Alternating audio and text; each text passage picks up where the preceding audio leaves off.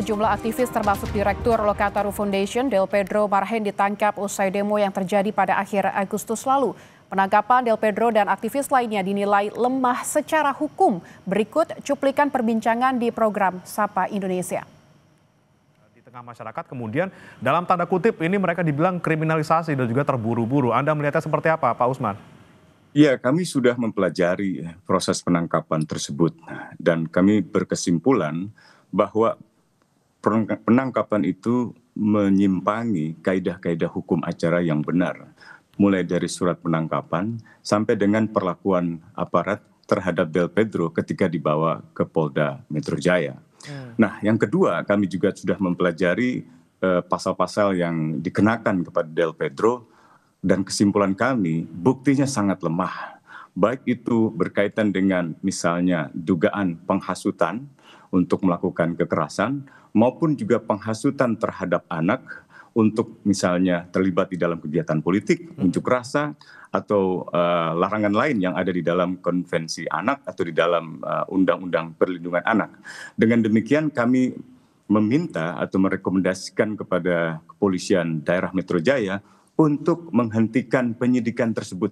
Yang pertama, kalau memang kepolisian serius dalam mencari siapa dalam kerusuhan, siapa yang melakukan kerusuhan, menyerang polisi, maka mereka bukanlah sasaran. Itu saya kira salah sasaran. Kalau pihak kepolisian tidak bisa juga melakukan mengeluarkan SP3, setidak-tidaknya permohonan penahanan mereka, saya juga ikut menandatanganinya, dikabulkan. Saya kira ini penting untuk menjaga kredibilitas kepolisian yang sangat merosot dalam beberapa pekan yang terakhir. Harapan kami pada Kompolnas juga demikian, melakukan pengkajian sekaligus juga melakukan peninjauan lebih kritis terhadap proses penangkapan terhadap Del Pedro Marhen, terhadap Harik Anwar, terhadap Syahdan Hussein dan lain-lainnya. Dan kami mendesak agar seluruhnya dibebaskan, termasuk juga pelajar-pelajar yang masih ditahan atau mahasiswa yang masih ditahan dan juga para aktivis hak asasi manusia yang masih ditahan. Oke, baik, didorong untuk kemudian penangguhan penahanan, dibebaskan, kalau bisa ya dihentikan penyidikannya. Tapi dihentikan, karena buktinya sangat lemah. Oke, saya coba ke Pak Wayan dulu. Pak Wayan, ini kan kemarin Pak Yusril sempat mengunjungi Polda Metro Jaya, kemudian menjenguk Del Pedro dan juga sejumlah tahanan lainnya, kemudian juga sempat ke Makassar untuk menjenguk tahanan demo lainnya. Tapi yang kemudian kita soroti kemarin ketika Pak Yusril ini bilang ya minta untuk dijalani proses hukumnya seperti itu. Anda melihatnya seperti apa dari pemerintah menanggapi mungkin suara-suara masyarakat yang menuntut untuk para aktivis ini dibebaskan seperti itu? Ya, mohon maaf kalau kita mau belajar dari negara maju dan kalau kita mau maju, kedatangan Pak Yusril dan Pak Oto itu sebenarnya harus bermakna besar.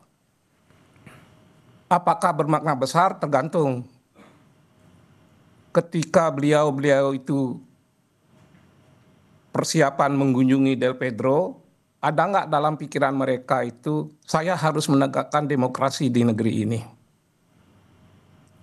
Saya harus menegakkan kepastian hukum dalam pengertian yang adil. Kebersamaan di depan hukum. Yang ketiga, Pak Yusril ini kan orang pemerintahan. Adakah pikiran yang ketiga yang ada berkecamuk dalam dirinya bahwa eksekutif tidak boleh intervensi dalam perkara-perkara seperti ini? Jangan sampai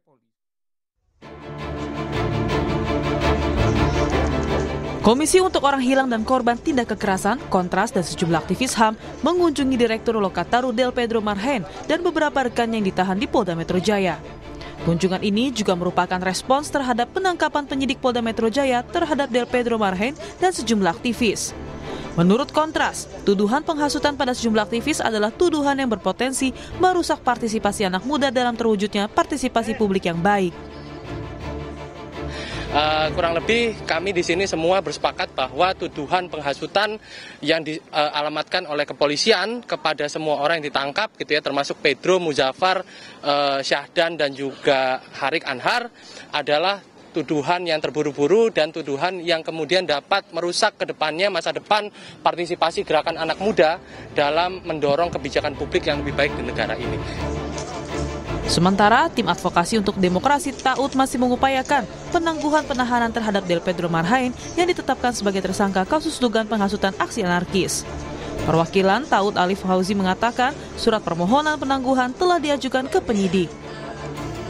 Pasalnya memang ini sifatnya bentuknya adalah penghasutan seperti itu. Tapi kita lihat gitu ya, ini tidak ada korelasi, tidak ada kausalitasnya gitu ya dengan beberapa gelombang protes yang dilakukan oleh masyarakat luas gitu ya.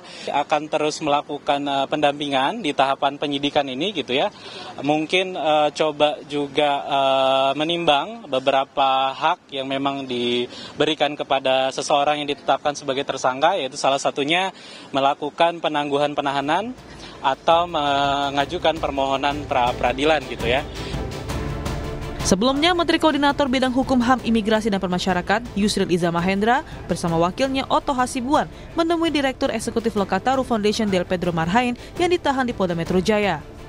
Dalam pertemuan itu, Yusril mengatakan Del Pedro tetap bersikeras menyatakan tak bersalah.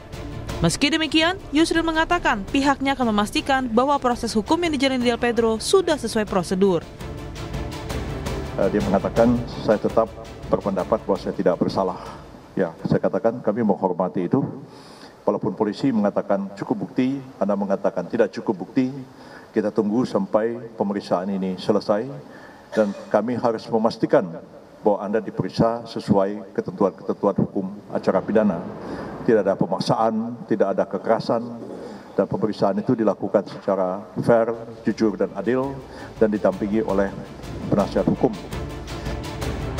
Di depan Yusril, Del Pedro Marhain mengatakan siap menghadapi proses hukum yang adil. Del Pedro percaya bahwa Polda Metro Jaya, Yusril dan Otto Hasibuan mempunyai integritas yang tinggi. Insya Allah saya siap mengikuti proses hukum, bagaimananya nanti kita lihat ke depan. Insya Allah kalau dari saya tetap insya Allah saya tidak bersalah. Kita juga lihat ke depannya dan saya percaya pasti kepolisian, Pak Yusril, juga Otto juga pasti akan punya integritas. Cuman saya yakin tidak mungkin membawa kita ke dalam hal yang kegelapan. Del Pedro Marhain dan 5 orang lainnya ditangkap oleh polisi atas tuduhan provokasi dalam demonstrasi pada 25 dan 28 Agustus 2025 lalu. Mereka dituduh telah menghasut massa untuk bertindak rusuh saat unjuk rasa. Hingga kini, 68 orang masih ditahan pasca demonstrasi. Tim Liputan Kompas TV.